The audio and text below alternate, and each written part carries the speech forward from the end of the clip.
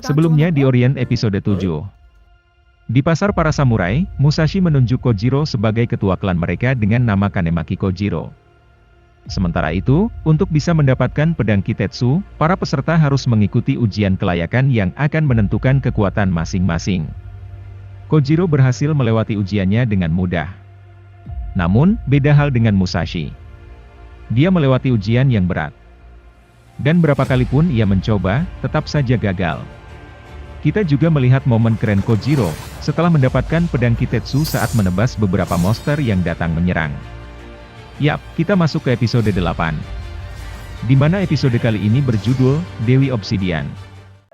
Sebelum itu, Animen mohon dukungan kepada teman-teman semua untuk like dan subscribe video ini ya. Karena ini berguna untuk kelangsungan hidup Animen ke depannya. Salah. Untuk kelangsungan channel ini ke depannya. Pria misterius itu menangis di depan Musashi. Entah itu air mata palsu, seperti air mata buaya atau bukan, kita tidak tahu. Ia terharu akhirnya menemukan orang yang selama ini dia cari.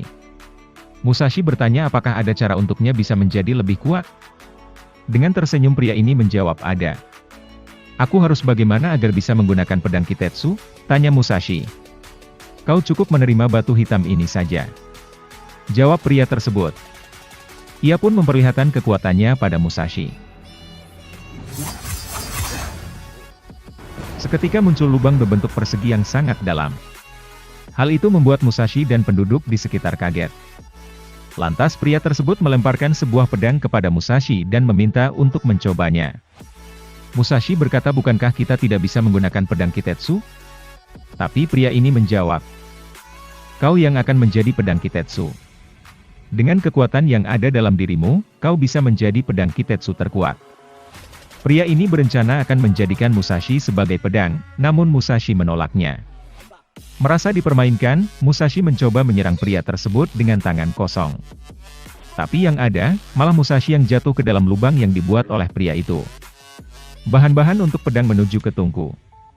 Ucap pria tersebut sambil melemparkan sebuah pedang ke dalam lubang. Shin beralih ke Kojiro dan Sugumi yang sedang berjalan menuju puncak gunung untuk membunuh Kishin. Sugumi menanyakan siapa Musashi sebenarnya kepada Kojiro. Karena jika benar Musashi adalah salah satu legenda yang ditinggalkan, mungkin saja Musashi berasal dari keluarga yang istimewa. Lantas Kojiro menceritakan bahwa Musashi berasal dari keluarga petani. Mendengar penjelasan Kojiro yang berbeda dari ekspektasinya, Sugumi langsung ngamuk. Dia berpikir kalau Kojiro hanya bercanda. Kojiro melanjutkan ceritanya dari awal mula ia bertemu dengan Musashi. Ia sangat tertarik dengan ilmu pedang Kojiro.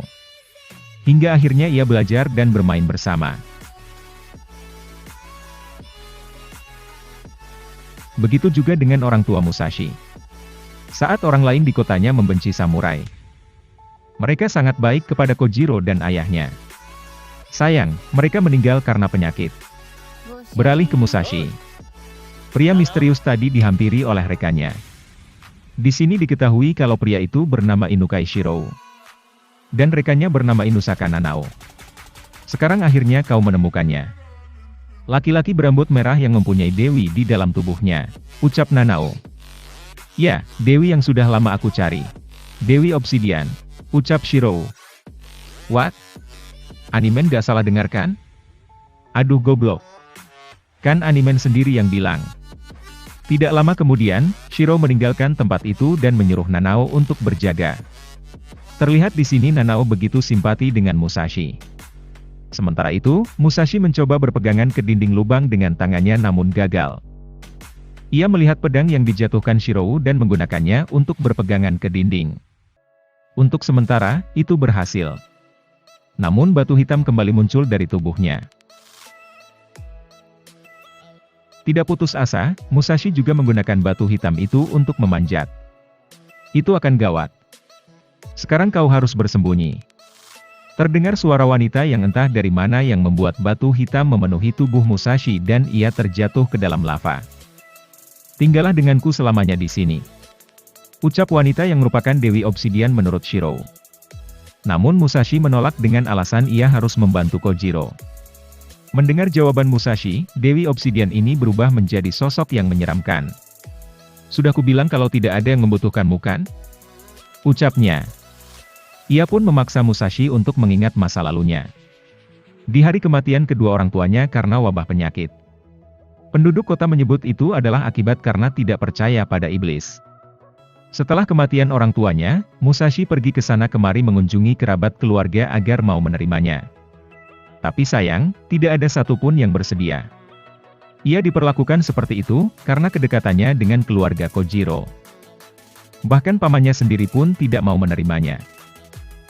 Hingga akhirnya, ia disuruh untuk melempar ayah Kojiro dengan batu, jika ia benar-benar mau dianggap oleh penduduk kota. Dengan berat hati, Musashi melakukannya. "Samurai yang selamat, lebih baik mati saja," ucapnya kala itu. Sosok menyeramkan ini terus saja menghakiminya bahwa Musashi akan melakukan apa saja saat ada orang yang mau menganggapnya. Termasuk impiannya untuk menjadi samurai. Itu hanyalah alasan agar ia bisa terus bersama dengan Kojiro. "Orang sepertimu tidak akan bisa menggunakan pedang Kitetsu. Jika kau keluar bertarung, aku akan tertangkap oleh mereka. Jadi tetaplah di sini bersamaku," ucap sosok menyeramkan ini.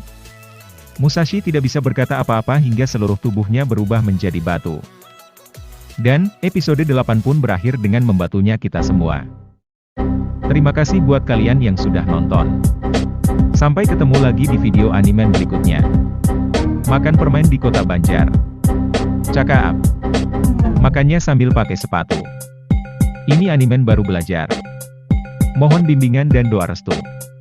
Ahai.